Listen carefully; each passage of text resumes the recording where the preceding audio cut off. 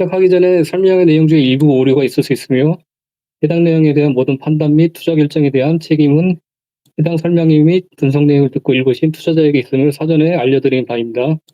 내용의 설명회 중에 질문을 받을 수 없으며 일방향 소통만 가능한 점 양해 부탁드리겠습니다. 최근에 매크로 여건이 되게 복잡하잖아요. 그래서 나름 주관적으로 해석해갖고 한 거를 한 30분 동안 설명드리도록 하겠습니다. 내용은 물론 정답은 절대 아니고요. 제가 이렇게 지식이 되게 얕기 때문에, 그리고 제가 정석적으로 정식적으로 이렇게 배운 게 없습니다. 회계적으로, 재무적으로.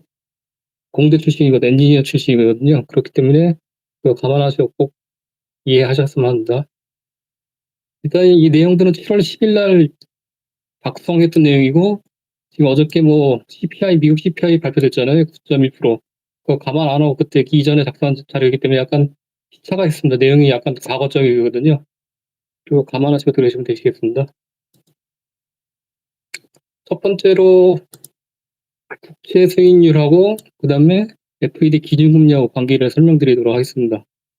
파란색이 이제 장단기 국채금리 스프레드고요. 장단기 국채금리 역전 현상이 발생되는 구간이 과거에 보면은 2002년 이후에 3번 있었습니다. 2002년 닷컴 버블 전에 한 번, 2008년 금융위기 전에 한 번, 그다음에 최근에 코로나 팬데믹 전에 한 번, 그리고 현재 2022년 4월 달에 발생했었고 지금 현재 계속 진행 중에 있습니다. 그 장단기 국채 금리 역전 현상이 왜 발생하는지 다 아시겠죠? 사유는 단기 금리는 일반적으로 빌릴 때 다 금리가 비싸고 싸고, 장기 금리는 장기로 빌려줄 때 리스크가 있기 때문에 안고 가기 때문에 금리가 비쌉니다. 근데 거꾸로 이게 장단기 금리 역전 현상 발생되는 거는 장기 금리가 싸지고 단기 금리가 높아지기 때문이죠. 비싸지기 때문이죠. 왜냐면은 만약에 리스크가 경기 침체, 리세션 같은 게 리스크 현상이 발생되게 되면은 위험 자산인 주식을 팔고 안전 자산인 국채를 사기 때문에 장기물 국채 가격이 높아지고, 반대로 금리는 장기물 국채 금리는 떨어지고, 그다음에 단기물은 리스크 현상이 발생되면은 자금 조달이 힘듭니다. 특히 부실기업, 좀비기업들 같은 경우에. 그렇기 때문에 단기 조달 금리가 높아질 수밖에 없습니다. 그렇기 때문에 장기물하고 단기물이 금리가 역전 현상 발생된다. 그 현상이 장단기 금리 역전 현상, 이렇게 일컬습니다. 그런 경우에 보통 일반적으로 보면 이렇게 발생 시점 이후에 약 한 6개월 정도에서 1년 뒤에 이렇게 리세션 현상이 발생됐었고요. 이 음영이 있는 게 리세션 경기 침체거든요. 2002년, 2008년 금융위기, 코로나 팬데믹. 지금은 어떻게 될지 모르겠어요. 향후에는. 근데 지금 일단은 과거에 이제 강력한 전조 신호였던 장단기 국채 수익률 스프레드 역전 현상이 발생되고 있다고 보시면 되시겠죠. 특징적인 게 있습니다. 과거에는 이제 장단기 국채 수익률 역전 발생 구간은 항상 FED 기준금리, 이 빨간색이 기준금리거든요. 상승에서 하락으로의 변곡점이 발생했습니다. 일반적으로 생각하면은 금리가 상승하면은 되게 안 좋게 생각되잖아요. 요즘에 특히 요즘 들어 그렇게 이런 세대 같은 경우에 보시면은. 근데 사실은 금리가 상승하는 구간에는 항상 증시는 대세 상승 구간을 같이 병행했습니다. 사유는 뭐냐면은 금리가 이게 높아진다는 의미는 경기가 그만큼 좋다는 거거든요. 그래서 미국 페드나 연준이나 아니면 각국의 중앙은행들은 그 경기 과열을 이게 약간 약화시키기 위해서 금리를 이렇게 인상시키는 거죠. 그 지수는 대세 상승을 같이 이렇게 해왔다. 근데 실제로 상당히 위험한 시점은 뭐냐면은 기준금리를 이렇게 고점에서 꺾이는 시점, 인하 시점. 이거는 뭐냐면은 인하한다는 거는 경기가 침체라는 의미입니다. 침체가 발생하기 시작했다는 의미입니다. 그렇기 때문에 이렇게 하락 시점에서 리세션이 이렇게 만나게 되겠습니다. 현재 기준금리 인상하고 그런 거가 좀 여건이 상당히 틀리죠. 과거에 보시면요. 그거 보시면 과거로 한 2008 볼까요? 2000년도에서는 금리를 인상했을 때는 여기 나스닥 지수는 표시하는데 같이 대세 상승하게 됩니다. 그리고 꺾이는 시점에서 이렇게 하고 리세션이 오고, 금리가 이렇게 바닥권에 돼 있다, 저점에 돼 있다. 이거는 뭐냐면은 경기 침체 발생해갖고 각국 중앙은행들이 유동성을 이제 푼다는 거죠. 그렇기 때문에 증시는 항상 이렇게 금리 바닥권에서 상승할 때 이때 대세 상승을 시작하게 됩니다. 근데 최근에 들어서 이게 지금 특징적인 게 뭐냐면은 과거에는 이렇게 금리 하락기 때 이렇게 발생했었거든요, 리세션이. 그리고 하락기 고점에서 이렇게 장단기 국채금리 역전 현상이 발생했었습니다. 이렇게 보시면요. 고점, 장단기 국채금리 현상, 역전 현상, 고점, 장단기 국채금리 역전 현상. 근데 지금 보시면은 이렇게 보시면은 기준금리가 빵 프로에서 제로금리에서 올라갈 때 장단기 국채금리 역전 현상이 발생했어요. 과거 대비 상당히 이렇게 차별점이 나는 것 특징적인 모습이죠. 사유는 당연히 인플레이션이겠죠. 왜 그러면 지금 이렇게 발생했냐? 과거와 틀리게 과거와는 반대로 FED 기준금리의 하락에서 상승으로의 변곡점에서 발생했습니다. 장단기 국채 수익률 역전 현상이 4월 달에 먼저 발생했었거든요. 22년 4월 달에. 21년 4월 달에 사실적으로 그때 당시에는 지금은 경기 침체 리세션이 이렇게 되게 불거지고 있는데 그 당시에는 그게 그렇게 경기 침체에 대해서 불거지지 않은 시기였어요. 그럼에도 불구하고 이렇게 발생을 했어요. 일반적으로 제가 아는 상식선으로 주식 투자자하고 채권 플레이어들하고 비교해 보면은 채권 플레이어들이 이 경기 침체나 그런 것들에 대해서 훨씬 이렇게 좀 민감하게 반응하고 잘 안다고 생각합니다. 그렇기 때문에 채권 수익률 움직임에서 먼저 이게 선행한다고 일반적 상식으로 알고 있습니다. 그렇기 때문에 22년 4월경에 벌써 채권 플레이들은 경기 침체 발생 신호를 간파했었고요. 그렇기 때문에 이렇게 역전 현상이 발생했었다고 볼 수 있겠죠. 그래서 과거와는 다른 사유는 뭐냐면은 인플레이션이란 경기 침체 발생 가능성을 채권 플레이들이 먼저 이렇게 캐치했기 때문에 이렇게 발생했었다. 22년 4월에. 그리고 또 3개월 지나고 바로 또 지금 발생하고 있습니다. 크게. 이 역도는 지금 20년 동안 볼 수 없는 유례없는 여건이겠죠. 그래서 여기다 써놨는데 FED는 향후 반드시 경기 침체를 타개하기 위한 방안을 시행해야 된다. 이거는 뭐냐 가정입니다. 가정. 일단 경기 침체가 발생한다는 거는 그거는 누구도 예측할 수 없겠죠. 근데 일단은 여기 써놓은 건 뭐냐면은 이거를 가정한 상태에서 어떻게 연준이 일단은 그 대책 방안을 시행할 수 있는지 여력이 있는지 그걸 파악하기 위해서입니다. 이게 가정이라고 아시면 되십니다. 이게 발생한다는 게 아니라 제 의견은. 그러면은 과거 선례를 보시면은 장단기 국채금리 역전 현상이 발생 뒤에 약 6개월 뒤에 이렇게 발생했다고 했었잖아요. 그러면은 일단 22년 4월 달에 발생했으니까는 약 6개월 뒤인 23년 초를 일단 가정을 합니다. 가정입니다. 가정 이거는. 발생한다는 게 의견이 아니라. 그런데 일단 이런 가정을 둔 상태에서 연준이 이제 경기 침체를 타개하기 위한 향후 대책 방안을 모색할 거 아니에요. 그리고 시행을 할 거 아니에요. 만약에 경기 침체가 발생한다면은 그러면 두 가지 방안이 있습니다. 금리 인하, 두 번째는 QE, 퀀터티브 이징이라고 양적 완화, 두 번째 방안을 이제 시행할 수 있거든요. 과거 선례를 보면 항상 이렇게 그래왔습니다. 이거에 대해서 과연 이런 여지가 있는지 여력이 있는지 한번 체크해 보도록 하겠습니다. 왜 이걸 체크하냐면은 지금 지수가 많이 글로벌 증시가 많이 폭락했잖아요. 바닥권에 있는 건 확실해요. 그리고 인플레이션 여건들을 반영한 프라이싱한 지수들은 명백하다고 생각합니다. 근데 과연 이게 지금 현 시점에서 지수가 V자로 급반등할 수 있는지 그거를 파악하기 위해서거든요. 그렇게 되면 그게 만약에 파악이 안 된다 그러면은 판단이 안 쓴다 그러면은 각자 투자자들이 그 투자하기 위한 종목 풀이 되게 제한적이라고 생각해요. 한 걸요. 만약에 20년 3월처럼 코로나 팬데믹처럼 V자가 급등한다 그러면은 가장 좋은 거는 과대낙폭한 기업들이겠죠. 근데 만약에 지금 현 시점에서 V자형 급반등이 나오기 힘들다고 판단한다면은 상당히 오랜 기간 인내해야 할 수 있으며 그런 거를 일단은 투자 심리를 갖고 있어야 되겠죠. 그리고 종목 선택도 지금 되게 제한적으로 갖고 와야 된다고 생각합니다. 그렇기 때문에 이런 것들을 실제로 저희 투자 판단을 하기 위해서는 이런 것들을 감안하셔야 되지 않나 생각합니다. 그래서 이렇게 설명드리도록 하겠습니다. 목소리 뭐 너무 빠른가요? 잘 들리시는가요?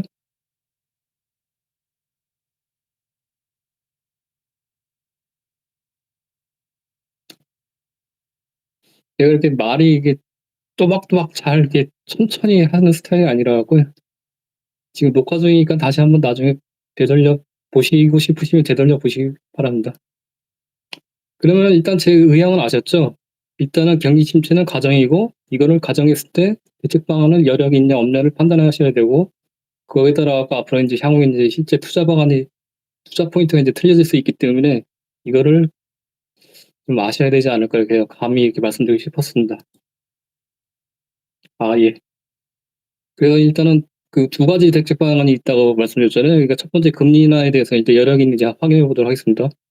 FED 경기 침체를 타기 위한 향후 대책 방안은 이제 경기 침체가 발생했다는 가정을 한 상태에서 금리 인하 쪽으로 한번 살펴보도록 하겠습니다.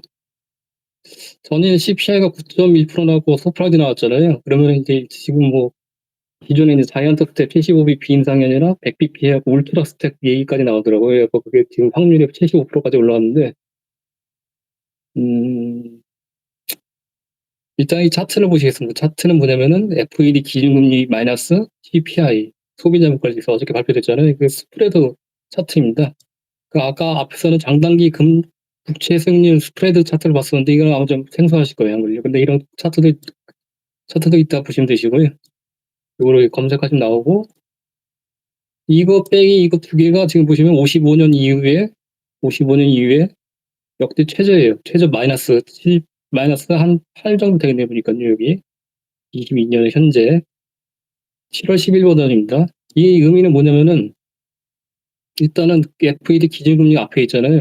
이게 낮거나 마이너스 뒤에 있으니까 CPI 있으니까 CPI가 역대급으로 높거나 두 개가 조합되는 조건임을 아실 수 있으시죠?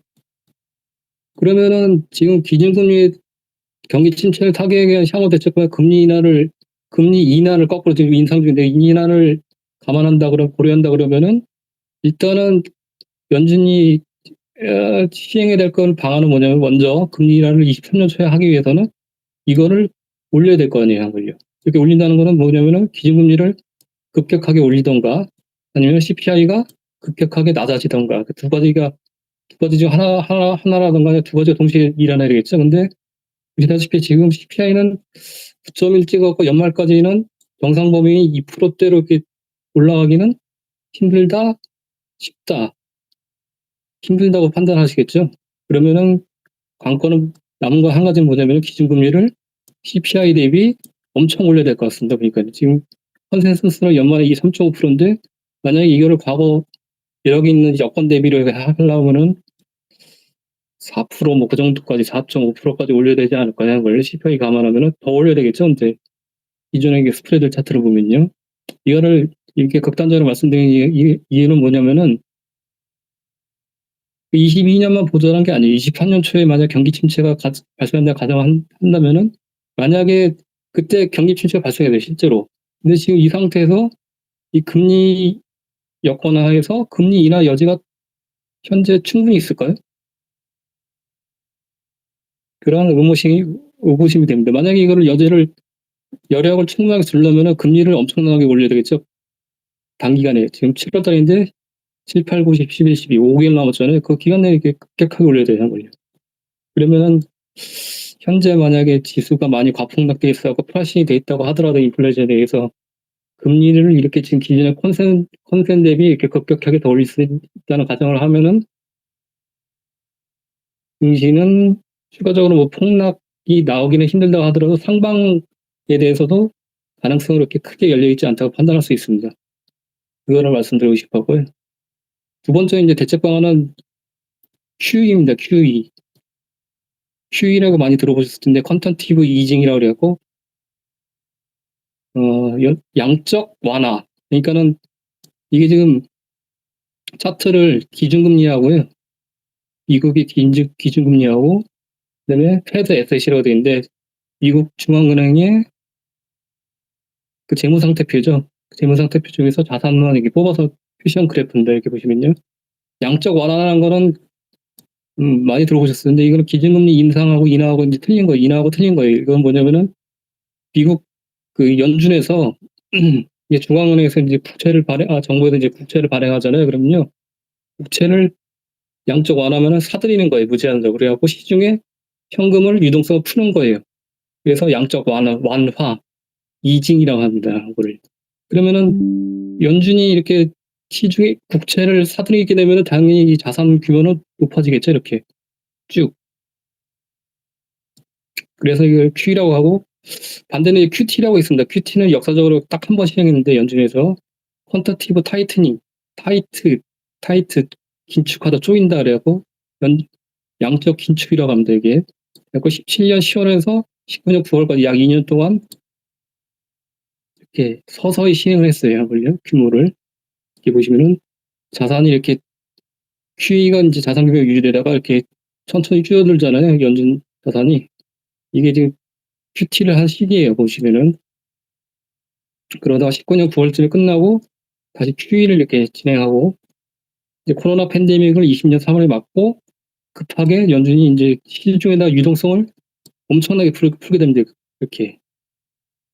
언제까지? 아이고. 22년 6월까지, 최근까지 엄청나게 푼다. 근데 이게 이렇게 연준이 그 QE를 코로나 팬데믹 이후에 한 규모가 지금 보시면 되게 가파른데, 장기간 한번 차트를 보시도록 하겠습니다. 얼마나 엄청나게 많이 했는지. 이게 지금 여기 안 나있네. 여기 2008년 이후밖에 자료가 없거든요. 근데 실질적으로 과거 이제 2008년 금융위기하고 코로나 팬데믹 때하고 상대적으로 비교하면은 개인적으로 2008년 금융위기가 훨씬 더 세다고, 파급력이 강하겠었다고 판단합니다. 근데 그 당시에 이게 QE 차트거든요. 이렇게. 연준의 자산 상태거든요. 근데 그때 2008년 금융위기 때는 QE를 이 정도밖에 규모를 안 했어요. 보시면요. 여기 M이 이제 1조 달러거든요. 그러니까 뭐 지금 9조 달러인데 1경인가 뭐 그럴 거. 1경 3천억, 1경 3조? 아주 어마어마한 규모죠. 근데 지금 보시면은 이 정도밖에 안 했었는데, 재판 분위기 때. 코로나 팬데믹 때는 여기 맞고 두들기 맞고, 이거에 거의 뭐 한 3.5배를 한 거예요, QE를. 그러니까 지금 인플레이션이 이렇게 돈이 시중에 많이 풀려갖고 사단이 난 거죠. 그래서 지금 이제 22년에 유례없는 인플레이션을 맞고 있는 주요 원인이 이겁니다. QE와 제로금리. 다시 뒤로 돌아가셔갖고, 여기까지 이해하셨죠? QE를 여기까지 이렇게 엄청나게 유례없게 했다. 22년 6월까지. 그러면은 대책 방안으로서 만약에 경기 침체를 만약 23년 초에 이렇게 맞게 된다 가정하면은 또다시 QE하고 금리 인하를 동시에 진행해야 되잖아요. 근데 그거를 감안해서 한번 지금 보시도록 하겠습니다. QE, 국채 매입을 통한 시중 유동성 증가가 필요하잖아요. 만약에 23년 초에 경기 침체 발생하면은. 근데 현재 미국 연준의 자산 규모는 방금 전에 보셨듯이 역대 최대로 추가적인 QE 여지는 제한적이라고 보시는 게 맞겠죠. 과거에 이제 연준의 그 자산 규모하고 S&P 500 지수 조합 차트를 한번 보시도록 하겠습니다. 파란 게 이제 FED 자산이고요. 2013년부터 해갖고 이렇게 QT를 시행했고, QE하고 코로나 2020년 3월에 코로나 팬데믹을 맞고 QE를 또 이렇게 급격하게 진행했습니다. 이렇게 해갖고 지금 22년 6월까지 이렇게 도달했는데, 요거는 이제 S&P 500 차트거든요. 기본적으로 이렇게 생각하시면 되십니다. 그러니까 주식이나 아니면 증시 지수는 유동성 랠리를 맞는다, 이렇게 리레이팅이 생긴다거는 당연히 가장 중요한 요건은 낮은 기준금리하고 그다음에 유동성 유입이라고 생각해요. 개인적으로. 그렇기 때문에 저금리 상태하고 QE가 이렇게 만나면은 증시는 대세 상승을 하게 됩니다. 이렇게 S&P 500이. 근데 지금 여기는 이제 2017년 10월부터 2019년 9월까지 2년 동안 QT를 했었잖아요. 타이트닝. 이게 이제 자산을 축소하는 거거든요. 근데 그 당시에 이제 미국 S&P 500 차트입니다. 빨간색이. 박스권을 이렇게 이룹니다. 이렇게. 그 중간에 폭락도 한번 몇 번 이렇게 오고요. 이렇게. 과거와는 좀 확연히 틀린 차트 모습을 보실 수 있잖아요. 이거는 긴축을 하기 때문에 유동성을 축소하기 때문에 이렇게 박스권으로 들어갈 수밖에 없습니다. 그리고 여기서 QE가 끝나는 시점에서, QT가 타이트닝 긴축이 끝나는 시점에 QE로 이제 들어가는 시점에서 바로 이제 박스권을 탈피하고 지수 고점을 탈피해서 상승. 그리고 코로나 팬데믹 맞고 떨어지고 급락했다가 QE가 이렇게 급격하게 증가되면서 대세 상승해요. 그렇게 2021년 11월까지 대세 상승을 하게 됩니다. 그리고 현재 이렇게 폭락하게 됩니다. 여기 폭락하게 되는 거는 기준금리를 미국에서 이쯤에서 올렸었죠, 한 걸요. 그래갖고 이제 기준금리를 올린다 하면은 일단은 인플레이션 상황이나 그런 것들 보고 일단은 좀 증시에서 한 번짝 관망하는 게 나을 것 같다는 거를 다시 한번 이렇게 느꼈고요. 근데 지금 이 현재 같은 금리 인상이나 뭐 여건 인플레이션은 진짜 20년 내 처음 다 맞닥뜨린 상황이기 때문에 아무도 예측할 수 없었다고 감히 생각합니다. 그래서 여기에 대해서는 QT에 대해서는 이렇게 약간 설명드렸고요. QT는 일단 시행을 시작했어요. 뒤에서 설명드리겠지만, 근데 현재는 일단 금리 인상에 대한 인플레이션 여건에 대한 그거는 지수 폭락이 이제 충분히 반영됐다고 생각하고, 대신에 QT는 지금 시작 초입 단계로서 증시 유동성 축소에 거의 미반영된 여건이라고 판단하고 있습니다. 이것 때문에 뭐 증시가 다시 재폭락한다는 건 아니고요. 이 미반영되어 있다는 거를 말씀드리기 위해서 설명드리기 위해서 써놓은 거고요. 그래서 일단은 QT를 지금 시작했기 때문에 QE가 여지가 만약 경기 주체가 나온다 23년 초에 QE를 시행할 수 있는 여지는 제한적이라고 판단할 수 있습니다. 이렇게. 그러면 이제 QT에 대해서 한번 확인해 보도록 하겠습니다. 현재 이게 지금 최근에 이 차트 여기를 차트를 이렇게 디테일하게 확대한 거거든요. 체크해 보니까는 QT를 시행했다라고 보니까 6월 말쯤에 약 425억 달러 감소시켜요. 그리고 계산해 보니까는 이렇게 뉴스 기사에 나온 거 보면은 QT 플랜하고 연준에서 발표한 게 있습니다. 6월 1일 날. 그래갖고 6월부터 시작해갖고 매달 8월까지 475억 달러 내에서 미국채 MBS를 이렇게 줄인다고 돼 있잖아요. 그러니까 금액이 거의 비슷해요. 그러니까 시행을 했어요. 시작하게 했어요. 그러니까요. 그리고 9월부터는 12월까지 이제 월 최대 955억 달러의 교육 채권 규모를 축소한다 이렇게 돼 있습니다. 그래서 최대 5,225억 달러의 자산이 벌어진다. 5,225억 달러 자산이 벌어진다는 건 규모가 좀 약간 좀 판단하기 아리까리 하시잖아요.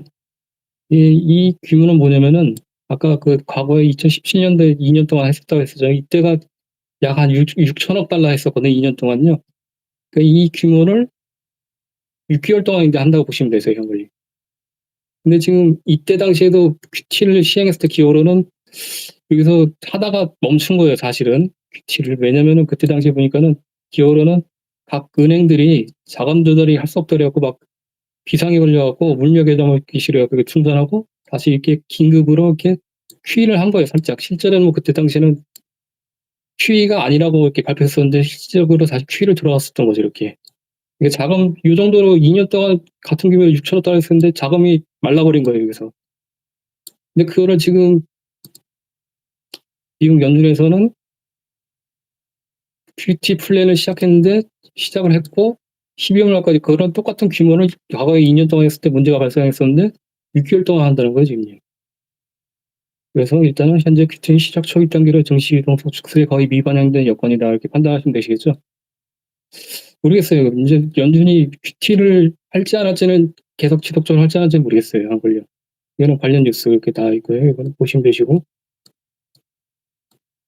과거 2년 동안 이 규모의 자산을 줄였었는데 반년 동안 이 규모 거의 비슷한 규모를 한다 이렇게 발표를 했습니다. QT 플랜에 하고.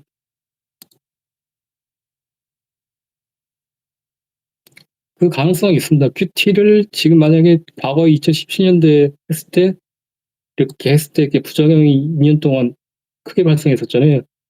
근데 그렇기 때문에 막 그거를 떠올리고 만약에 부작용이 난다 그러면 QT를 하다가 멈출 수는 있을 것 같아요, 보니까요. 개인적으로. 그러면은 이거는 또 다시 해보셔야 될 것 같습니다. 왜냐면은 과거 리세션 시기에는 미국 연준은 QE를 반드시 시행을 했습니다. 따라서 만약의 경우 발생하는 향후 리세션을 대비하기 위해서라도 QE 여력을 확충하기 위해서, 그러니까 자산 규모를 줄여놔야지만 이게 다시 늘릴 수 있잖아요. 부채 매입을. 연준은 현 시점에 개인적으로는 QT를 반드시 시행을 해야 된다고 생각합니다. 이게 이제 장단기 국채 스프레드고요, 이게. 장단기 국채 금리 역전 현상이 발생했던 거는 전조 현상이 되는 리세션 발생하고, 장단기 국채 금리 역전 현상 발생되고 리세션 발생하고, 현재 이제 발생 중에 있고, 그래서 리세션이 맞고 QE는 2008년도에 이제 QE를 이렇게 급격하게 2008년도에 시행했었고, 이렇게 QE를 유지하다가 또 한번 올리고, 남유럽 재정위기 때 맞고, 남유럽 재정위기 때 다시 QE를 시행했었죠. 크게 유지하고, QT를 17년 10월부터 9월까지 2년 동안 했었고, 여기서 또 문제점이 발생해갖고, 그래서 QE를 다시 하고, 코로나 팬데믹 맞고, QE를 엄청나게 해댔죠, 이렇게. 그렇다면은 2023년에 리세션이 만약 발생하지 않을지 모르겠지만, 만약에 발생한다고 가정한다면은 현재 이거를 남은 기간 동안에 이렇게 많이 계획대로 줄여놔야 될 것 같아요. 그러니까요. 만약에 이거를 유지할 수는 있어요. 유지했다 만약 리세션이 맞게 되면 여기서 더 올린다는 거죠. 그러면은 인플레이션이 지금 기껏해서 꺾여 가고 있는데, 내년 초에 인플레이션이 기존에 이제 CPI가 2%대면 그랬었는데 2%대를 목표로 했었잖아요. 근데 지금 9.1%인데 그게 2%대까지 올라가 있을까요? 내려가 있을까요? 저는 개인적으로 아니라고 생각합니다. 그렇기 때문에 만약에 CPI도 못 잡고, 만약에 QT도 시행 못하고 리세션을 맞게 되면 23년 초에 되게 좀 약간 비관론적인 느낌이 드실 수도 있겠지만은, 그냥 가정을 한다 이거예요, 한걸요. 그러면은 소법도 안 되는 거 아닐까요? 그렇기 때문에 QT는 부작용을 하고 나서라도 반드시 줄여야 된다 이렇게 생각하고 있습니다. 근데 QT는 아까 과거에 이제 이 시기에 부작용을 말씀드렸죠. 그걸 6개월 동안 시행한다고 생각하면은, 증시 지수 폭락이 프라싱이 됐다고 생각하더라도, 더 이상 추가 폭락은 어렵다 생각한다더라도 상방은 이렇게 막혀 있다고 판단할 수 있게 됩니다. 그래서 개인적인 결론을 났는데, 현재 미국을 위시한 글로벌 증시는 인플레이션에 대한 리스크는 충분히 반영되어 있다고 개인적으로 판단을 하고 있습니다. 그리고 최근 여건은 우리들이 매일 긍정적인 여건으로 이제 반전되고 있는 상황이 명백합니다. 그러나 과거 이제 2018년 10월, 2019년 8월, 그리고 특히 2020년 3월 코로나 팬데믹 맞고 증시 폭락 나온 다음에 급격하게 이제 V자형 반등을 했었잖아요. 근데 발생하기가 어렵다고 판단합니다. 왜냐하면 여태까지 말씀드렸죠. 과거 유동성 대비 증시 대세상승 항상 언제 나온다? 금리나 저점에서, 그리고 QE가 양적 완화 시행될 때 같이 그때 발생하기 때문에, 현재 여건은 뭐냐면은 거꾸로죠. 이 나스닥 100 지수인데, 이제 금리나 조건으로 보도록 하겠습니다. 미국 기준금리 관점으로 봤을 때 나스닥 100 지수하고 조합 차트인데, 대세 상승은 설명드렸듯이 금리나 저점에서 시작해서 금리는 고점에서 완료됩니다. 이 기준금리거든요. 이렇게 이 나스닥 100 차트고, 이제 2002년에 닷컴버블 맞고 리세션 나왔고 이제 급하게 기준금리를 떨어뜨린 적이었고, 기준금리 저점에서 대세 상승을 시작해갖고 금리 인상 중간 과정에서 고점까지 이렇게 하고 대세 상승을 이렇게 하게 됩니다. 고점에서 꺾이는 건, 내려가는 거는 경기가 침체 신호가 발생하기 때문에, 리세션 발생 위기가 있기 때문에 금리를 급하게 내린다고 했었잖아요. 그러니까 고점에서는 항상 금리 고점을 꺾이는 고점 변곡점에서는 지수 고점이 이게 발생하게 됩니다. 이렇게 내려가는 시기에 크게 리스크가 발생해서 증시 폭락하게 되고요. 그래서 말미에 기준금리 저점에서 바닥권에서 대세 상승을 시작해서 금리 고점에서 꺾이는 지점에서 다시 폭락, 그리고 꺾이는 지점에서 폭락 나오고, 금리 바닥에서 대세 상승이 이렇게 나오게 됩니다. 이렇게. 근데 지금 아까 서두에서 설명드렸듯이 이게 증시 기준금리가 상승하는 구간에는 증시는 대세 상승을 계속 이어간다 말씀드렸죠. 근데 거꾸로 이렇게 증시는 폭락하고 있어요. 이거는 사회는 당연히 인플레이션이죠. 인플레이션, 과한 유동성 때문에. 그래서 지금 현재 상황은 과거 유사 사례 대비 상당히 특이하고 되게 판단하기 어려운 구간이라고 생각하고 있습니다. 다음은 두 번째는 QE를 다시 한번 보시도록 하겠습니다. 대세 상승은 QE 시점에서 시작해서 QT 시점에서 완료. 이게 이제 미국 자산이거든요. 2008년 나스닥 100 지수예요. 초록색은 QE 시작 시점에서 대세 상승을 시작합니다. 이렇게 QE 유지되고, 2012년에 남유럽 재정위기 맞고 또 QE를 시행하고, QE만 유지되더라도 지수 상승은 이렇게 유지될 수 있어요. 어차피 시중 유동성은 계속 유지되기 때문에 QE 유지 구간 계속 상승. QT 2년 동안 했었다고 말씀드렸잖아요. 박스권 중간에 폭락 그리고 코로나 팬데믹하고 QE를 이제 엄청나게 시중 유동성을 유입시키고 대세 상승 급하게 그리고 이제 2022년 6월 말에 QT 시작. QT 시작점이란 거예요. 이제 시작점. 근데 대세 상승은 벌써 그 이전에 꺾여버렸죠. 과거 사례 틀리게 이거는 사회는 또 마찬가지로 인플레이션. 자 그러면은 이 두 가지 시점에서 봤을 때는 폭락 이후에 V자형 급반등은 아무래도 어렵다고 판단할 수 있겠죠. 개인적으로 판단하고 있습니다. 근데 정답은 아니고요. 왜냐하면 사회는 금리 인하하고 QE 여력이 제한적으로 판단하기 때문에. 그리고 오히려 23년 초에 만약에 경기 침체가 발생한다는 가능성을 봤을 때는 현 시점에서 금리를 좀 더 공격적으로 인상시키고 QT를 해야 된다 이렇게 판단할 수밖에 없습니다. 그렇기 때문에 지금 지수가 바닥권이라도 아주 안전하다고는 감히 말씀을 드리기 어려울 것 같습니다.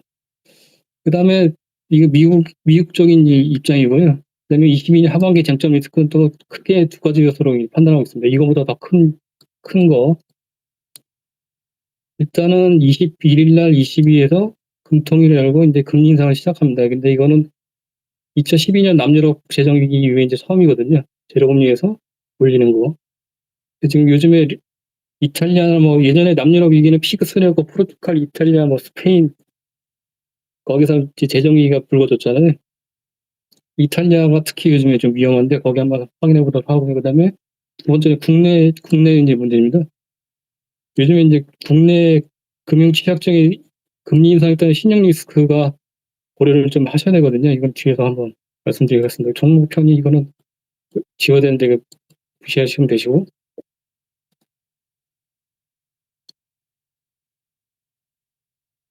일단 QE 관점으로 다시 추가적인 거 하나 말씀드리면 그럼 QE를 추가적으로 하면 안 되냐? 일단 아까 사회는 좀 힘들 것 같다 말씀드려요. 인플레이션이 다시 살아날 수 있다. 두 번째로 더 사회는 뭐냐면은 지금 이게 미국의 이제 정부 GDP 정부 부채거든요. 근데 지금 많이 올라와 있어요. 지금 되게. 작년에 뉴스가 하나 떴는데 미국 상황은 부채 한도 상향한 가결. 그때 뭐 연방정부 디폴트 난다 막 많이 시끄러웠었잖아요. 이게 이런 것들하고 연계가 돼 있습니다. 그렇기 때문에 쉽게 부채 한도를 증액시켜야 하고 QE를 더 추가적으로 하기에는 힘들지 않을까. 이게 두 번째 사유입니다. 그다음에 남유럽 위기 말씀드렸잖아요. 2012년도에 이제 이탈리아 비롯해서 피그스를 4개 국가에서 이제 발생했었는데 그때 당시에 2012년도에 대표적인 국가 이탈리아의 부채 비율이 GDP 대비 약 한 120% 정도 됐었어요. 현재 잘 해결됐냐? 전혀 그렇지 않습니다. 보시면은 150%. 그래서 만약에 지금 이때부터 약간 제로금리로 22에서 계속 유지되고 있었잖아요. 근데 여기서 지금 이제 7월 달에 22에서 기준금리를 어쩔 수 없이 올려야 되는 거죠. 어저께 스페인이나 CPI 보니까 10%까지 나왔더라고요. 근데 프랑스는 뭐 한 6점 몇 프로인가 나오고 편차가 커요. 독일은 뭐 7%인가? 그러니까 유럽 22 유로존 국가 내에서도 차별이 되게 심합니다. 지금 금리도 그렇고 국채 수익률도 그렇고 CPI도 그렇고. 그러니까 독일이나 뭐 네덜란드 우려한 데는 버틸 수가 있어요. 근데 금리를 올리면. 근데 이런 이탈리아가 과거 대비 2012년도에 문제가 발생했는데 처음으로 8년 만에 금리를 올려버리면은 이탈리아 같은 데가 괜찮을까 의구심이 상당히 강하게 들고 있습니다. 그래서 텔레그램에 21일이 이제 클라이맥스라고 적어놨는데 그 이후에 이제 남유럽 국가들을 이탈리아 특히 국채 금리 변화나 아니면 증시 흐름 등을 이제 상당히 좀 유의 있게 체크하셔야 될 것 같습니다. 근데 국내만의 또 특성이 뭐냐면은 우리나라 국가 정부 부채 GDP 대비 보면 한 50% 해갖고 되게 관리를 잘 해놨어요. 그러니까 이게 문재인 정부 해갖고 이제 포퓰리즘 그래갖고 그런 거를 막 되게 좀 안 좋은 기사도 나오는데 객관적으로 봤을 때 개인적으로 봤을 때는 이런 말씀 드리면 좀 싫어하실 분도 계시겠지만 국가 부채 비율은 괜찮아요. 건전성 보니까요. 근데 문제는 가계부채예요. 가계부채. 국내 총생산 GDP 대비 가계부채 비율 상위 10개국인데 우리나라가 탑이에요. 근데 이게 지금 GDP 대비 100% 넘는 국가는 우리나라밖에 없어요. 이게 지금 문제 심각성이 좀 상당히 심각하다고 판단하고 있습니다. 그리고 현재 국내 그 높은 금리 인상은 2008년 이후에 14년 후에 처음이에요. 지금요. 어저께 금통위에서 50bp 올렸잖아요. 만약에 근데 자이언트 스텝을 해갖고 만약 7월 달에 25일 날 미국 연준 100bp 올려버리면은 우리나라도 그에 상응하는 만큼 또 금리를 올릴 수밖에 없을 것 같아요. 왜냐면은 지금 환율이 뭐 1,300원대래하고 되게 높잖아요. 만약에 그 한미 정책금리 역전 현상이라고 들어보셨을지 모르겠는데 이건 신흥국하고 이제 그 선진국의 금리 차익 있으면 금리가 높으면은 금리가 높을수록 돈이 자금으로 몰려갈 수밖에 없잖아요.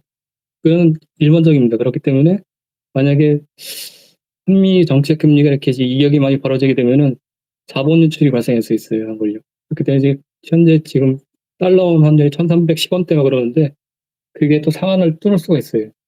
근데 뭐 비관론적이 그런 게 아니라 그런 현상이 발생할 가능성이 있다 생각하시는 게 맞고요. 한걸요. 그렇게 되면은 환율이 높아지면 당연히 수입 물가가 높아질 거거든요. 그러면은 국내 소비자 물가 지수는 더 높아질 수밖에 없죠. 근데 지금 되게 어려운 여건인 게 뭐냐면은 가계부채예요. 한걸요. 가계부채 104% 그리고 가처분 소득이라고 있는데 지금 가계부 보시면 100% 되는데 지금 22년에 200%가 넘었어요. 이게 뭐냐면은 가처분 소득은 뭐냐면은 마음대로 쓸 수 있는 소득이에요. 소득.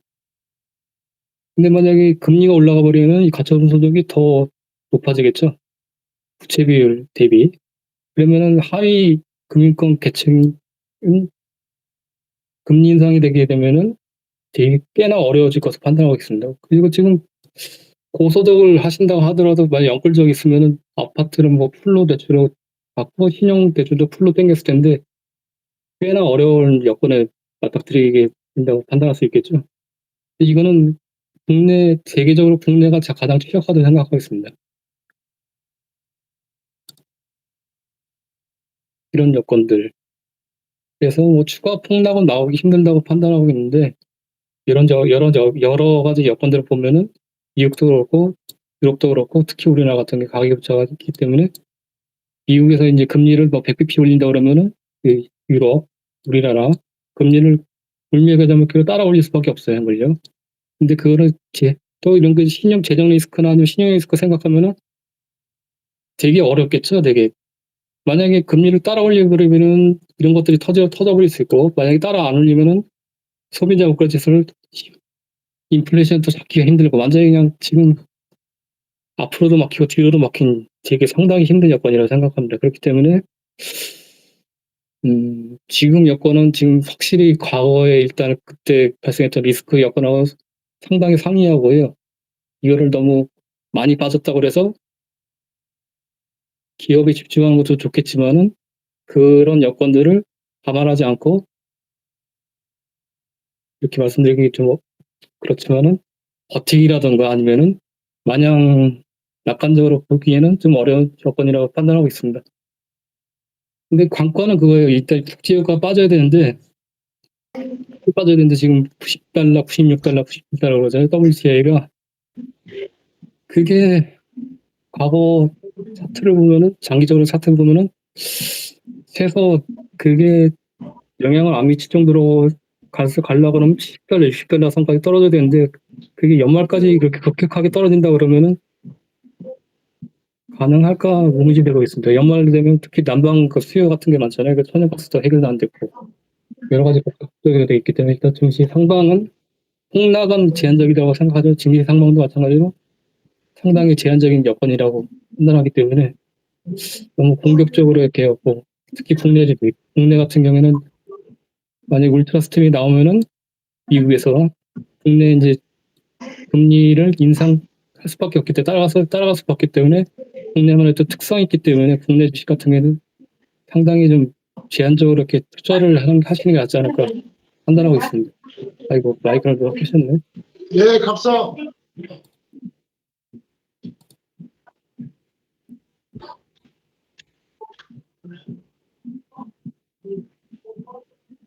어느 분이시?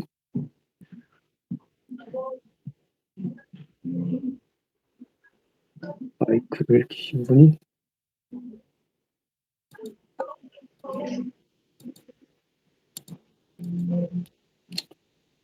이상으로 마치도록 하겠습니다. 지금 이 녹화 중이라 하고요. 마이크를 제가 끌 수 없네요. 키신 분들을. 질문은 죄송한데 아까 서두에 말씀드렸듯이 받을 수 없고, 그러니까 하여튼 긴 시간 내주셔서 들어와 주셔서 감사합니다. 다음에 또 뵙도록 하겠습니다. 감사합니다.